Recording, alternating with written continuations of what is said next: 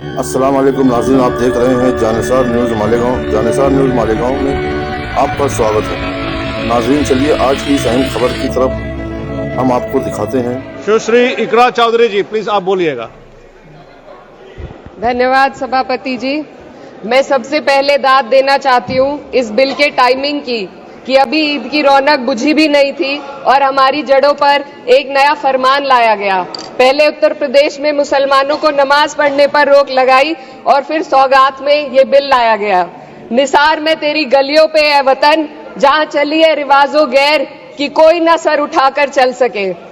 मैं सभापति जी आपको ये बताना चाहती हूँ कि ईद के मौके पर एक विधवा महिला अपनी लड़की के साथ मेरे पास आई और उसने बताया कि वह एक वक्फ की प्रॉपर्टी में रहती है, वही उसके सर पर छत का काम भी करती है और उसकी रोजी रोटी भी वहीं से आती है। वो इस बिल को लेकर इतनी फिक्रमंद थी कि कहीं उससे वो उसकी संपत्ति ना छीन ली जाए।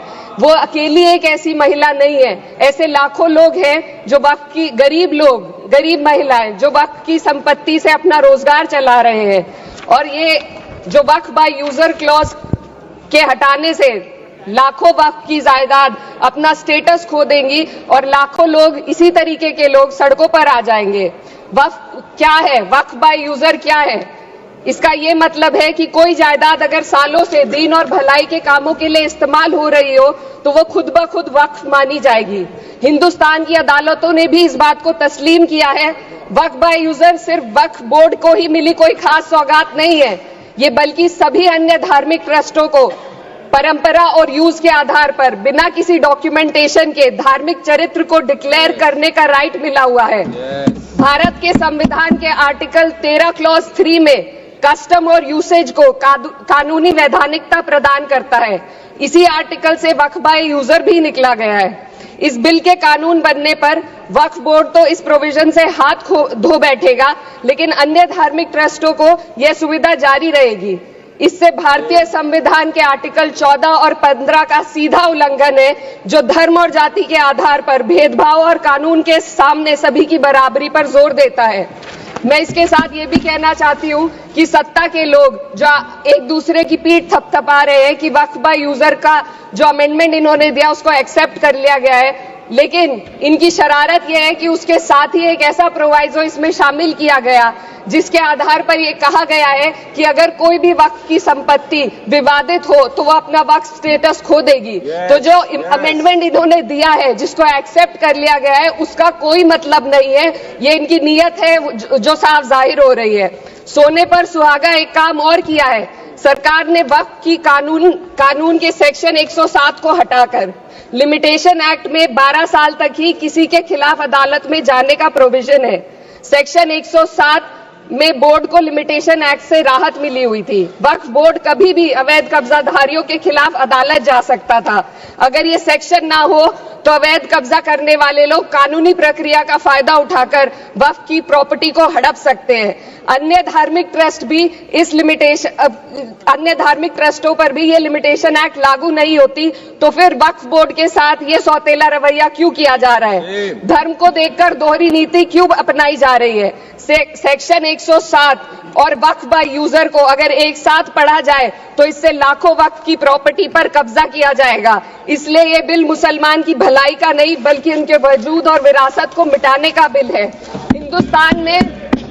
हिंदुस्तान में बहुत सारे धार्मिक ट्रस्ट हैं जिसमें उस खास मजहब के लोग शामिल होते हैं और उसका इंतजाम करते हैं, और ये बात समझ में आने वाली भी है क्योंकि जो व्यक्ति अपने मजहब के रीति रिवाज को जितना अच्छे से समझ सकता है किसी अन्य मजहब का व्यक्ति नहीं समझ सकता। आर्टिकल 26 क्लॉज 2 के तहत धार्मिक संप्रदाय को अपने मजहबी इदारों के एडमिनिस्ट्रेशन का हक देता है, लेकिन वक्फ बोर्ड के बारे में इसको उल्टा किया जा। Sir 2 minute sir please 2 minutes. सरकार इसे एक सेक्युलर बॉडी मान रही है और इसमें गैर मुस्लिमों को शामिल करने की बात कह रही है। आपके मुंह से सेक्युलरिज्म की बात सुनकर अच्छा लगा, लेकिन अगले ही पल ये भ्रम टूट जाता है क्योंकि आपको सिर्फ दान देने के लिए प्रैक्टिसिंग मुस्लिम का आपने क्लॉज डाला है, लेकिन बोर्ड में बैठने के लिए मुस्लिम होने की कोई आपकी क्लॉज नहीं है। तो इससे आपकी जो दोहरी नीति है वो साफ जाहिर होती है। ये वही सरकार है जिसने राम जन्मभूमि ट्रस्ट में ये लिख दिया कि जिला अधिकारी भी अगर होगा तो हिंदू होना चाहिए। कोई मुझे बताए कि वहां पर सेक्युलरिज्म का रस क्यों नहीं घोला गया। सर, आखिर में मैं अपनी बात को खत्म करने से पहले महिलाओं का मुद्दा बार बार उठाया जा रहा है। सरकार का कहना है कि बोर्ड में मुस्लिम महिलाओं को रिप्रेजेंटेशन देंगे। इस कानून से पहले भी मुस्लिम महिलाएं बोर्ड में मेंबर रह चुकी हैं और मिनिमम 2 का प्रोविजन था, उससे ज्यादा भी हो सकती थी।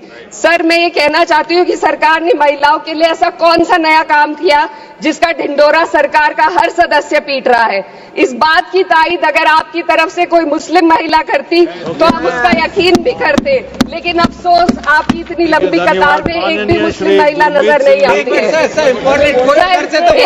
महिला नहीं है, एक महिला। सर, मैं खुद एक मुस्लिम महिला हूँ, मैं सिर्फ एक सर मैं माइनॉरिटी महिला हूँ। इस सदन में हम सिर्फ 2 महिलाएं हैं और उस नाते से मैं ये बात कहना चाहती हूँ कि इस बिल के माध्यम से मुस्लिम महिलाओं को कुछ नहीं मिल रहा है। ये हमें कुछ नहीं देना चाहते, सिर्फ टोकनिज्म हमारे नाम पर बनाकर एक नैरेटिव मीडिया में चलाना चाहते हैं। तो ये बिल मुसलमान की भलाई का नहीं, उनकी पहचान को मिटाने का है। सर, अंत में मैं बस यही कहना चाहती हूँ कि कागजों की कैद में बस नाम रह जाएंगे, वो जो हमारे थे सिर्फ दावे में रह जाएंगे। इस बिल के द्वारा मीठी ईद के जायके को कड़वा करना, यही असली सौगाते मोदी था। बहुत बहुत।